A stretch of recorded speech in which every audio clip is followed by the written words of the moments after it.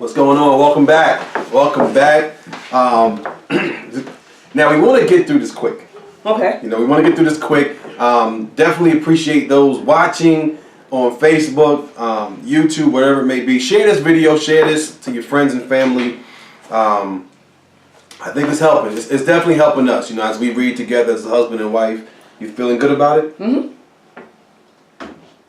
Are you angry? Yeah, because you're not answering enough. Talk a little bit about what you're experiencing. How you feeling? I'm still getting used to the camera, but I want to jump into it. Let's go. Well, the book is helping me because I come. When it comes to anger, it's something that I've dealt with my whole life, and reading it, especially with my wife, and understanding anger and where it comes from is definitely helping us. But we encourage you to buy the book. And the name of the book again? Anger, Taming A Powerful Emotion by Gary Chapman. Yes. I just wrote down some things here, the handy dandy notepad. Buy the book, follow along with us if you want to. We're just breaking down the book. We're not experts. You didn't go to school for this, did you? Nope, no PhD. Any college? Some, but again, no PhD. No PhD. So it's just life experience, and sometimes life is the best experience that teaches you so many things. So exactly. You still got water left? Yep. Nice cold water. All your water gonna be gone before the video ends. Nervous sips. But we just chose to pursue this as a married couple who's dealt with anger in our marriage. Has not perfected it, but it's a learning process. So we are pursuing it, trying to conquer anger. So what's up with chapter 1? All right. Where does anger come from? Aristotle says anyone can become angry. That is easy. But to be angry with the right person at the right time and for the right purpose and in the right way, that is not within everyone's power, and that is not easy. Okay, and chapter 1 really broke down how anger can come about. Different scenarios, different people, the wife feeling neglected, the wife asking the husband to mow the lawn, the wife coming home, the lawn isn't mowed, the wife thinking, doesn't he care, doesn't appreciate what I have done, the husband in turn, she keeps asking me for this, she doesn't see I cleaned the deck, I hosed down, washed the dog, hosed down the car. So it's dealing with different types of anger, but where does anger come from? Let's start at the beginning. Right, but there was one particular situation where a mom was putting others before herself.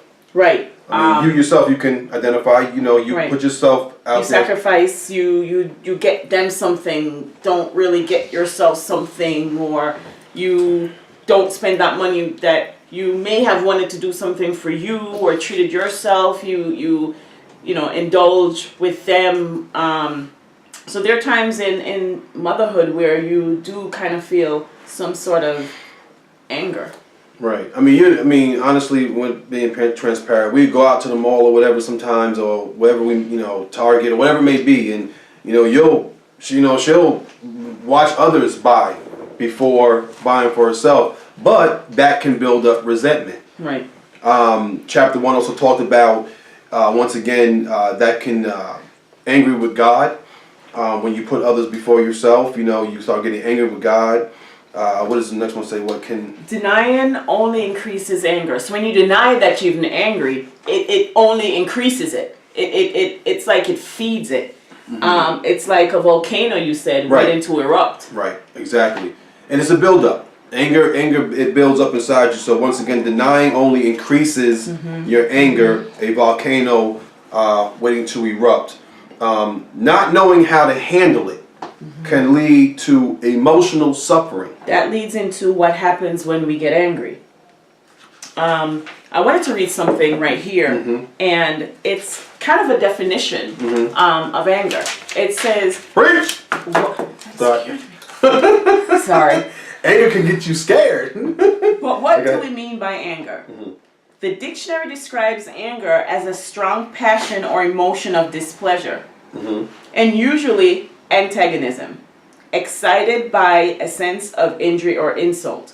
Although we normally think of anger as an emotion, It is in reality a cluster of emotions involving the body, the mind, and the will. I mean, have you ever sat down and say, I think right now I'm gonna be angry. Yeah, nobody really, and good segue here. Nobody sits back and says, you know what, I think I'll be angry. Even though we do have the ability to control that anger, we can control it. So a lot of things as Christians and men and women of God, it jumps on you. So anger can be sudden and come upon you quickly. Go ahead. Anger is a response to some event or situation in life that causes us irritation, frustration, pain, or other displeasure. Yep.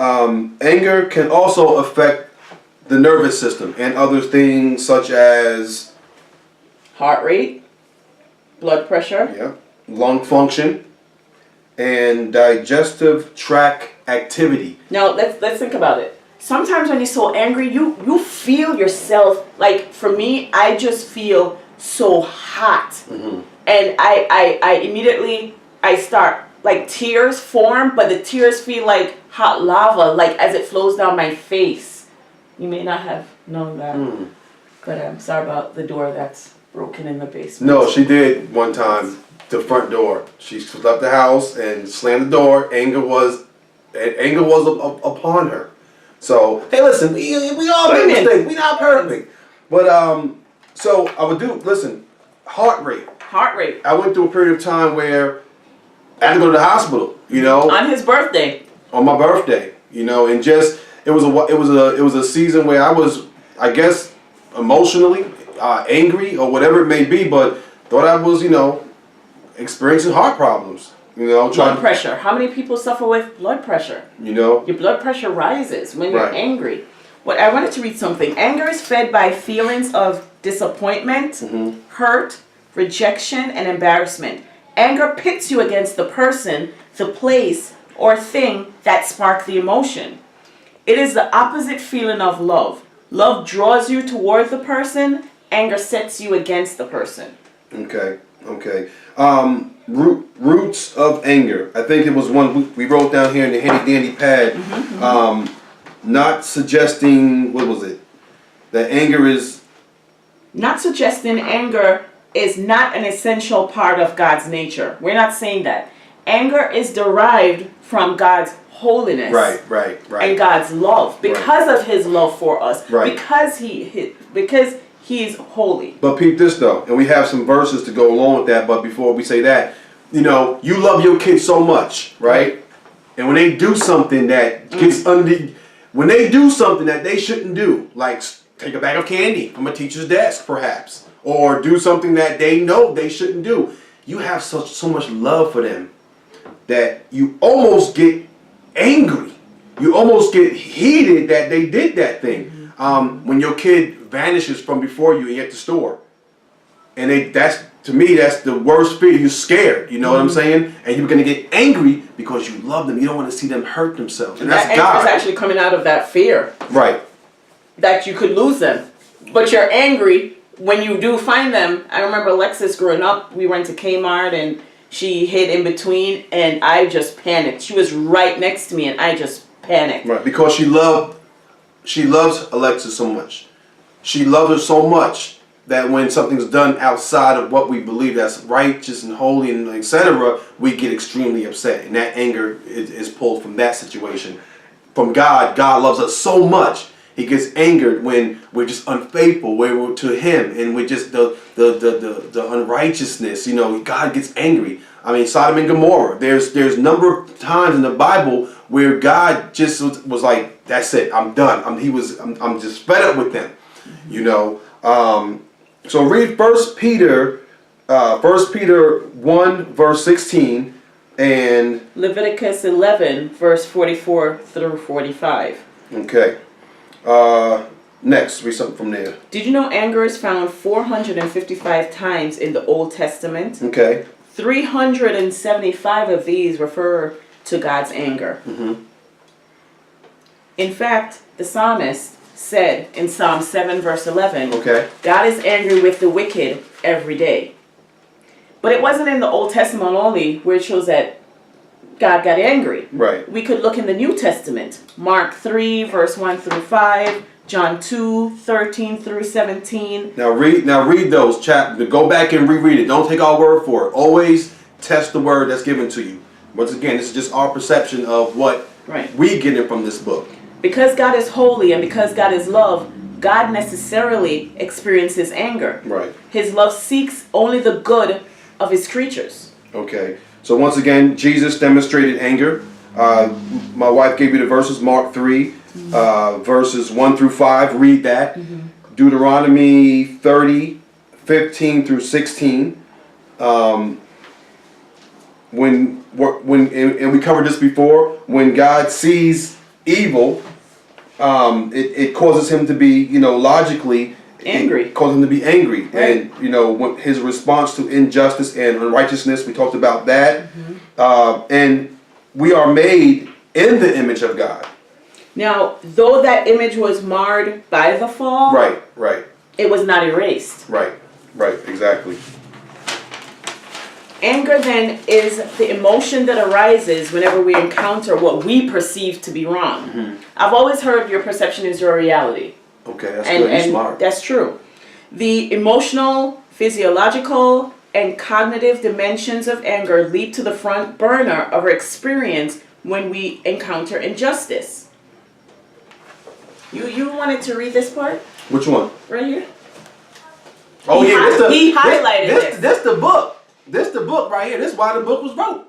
If you ask me, why does a wife experience anger toward her husband? ? Because in her mind, he has disappointed, embarrassed, or humiliated. That's a tough word. I really, that was good. Good job. That's what Just or rejected her. In short, he has done her wrong.